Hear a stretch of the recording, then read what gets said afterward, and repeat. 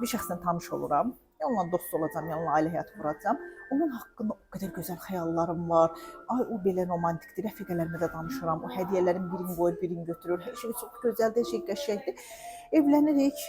Türklərin dili ilə desə cicim ayları keçdi, bal ayları keçdi, gözəllik ayları və bir baxıb görürəm ki, vay vay vay, burada bir dənə başqa bir xüsusiyyət meydana çıxdı. Burada belə bir xasiyyəti varmış. Burada başqa cür şəkildə tam yalan olmasa da dolaylı yalan danışdı və o anda mən fərqinə varıram ki, qarşımdakı insana dair illüziyalarım dağılmağa başlayır. Amma çox adam bunu illüziya olaraq qəbul eləmir.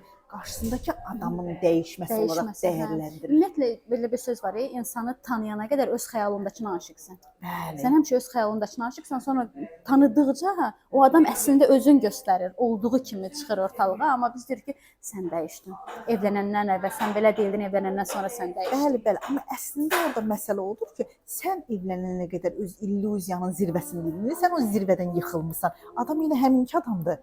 Sən onu o qədər o çəhrayı iynəyi arxasından izləmisən ki, bir gün çəhrayı iynəyi kimsə vurub sındırır və o sınmış yerdən baxırsan, nəinki o sınmışlığın ağrısı, o xəyalın dağılması elə bir emosional partlayış yaradır ki, deyirsən ki, yox, sən dəyişilmisən. Mən bu adamla yaşaya bilmərəm. Mən bu adamla yaşaya bilmərəm. Mən tanıdığım adam sən deyilsən. Mənim aşiq olduğum adam sən deyilsən. Aşiq olduğum adam sən deyilsən, amma əslində o həmin adamdır. Sadəcə o illüziyanın divarları dağıldı, sistem alt-üst oldu və o illüziyanın dağılmış yerindən baxıram və onda fikirləşirəm ki, dünyada etibarsız bir şeydir.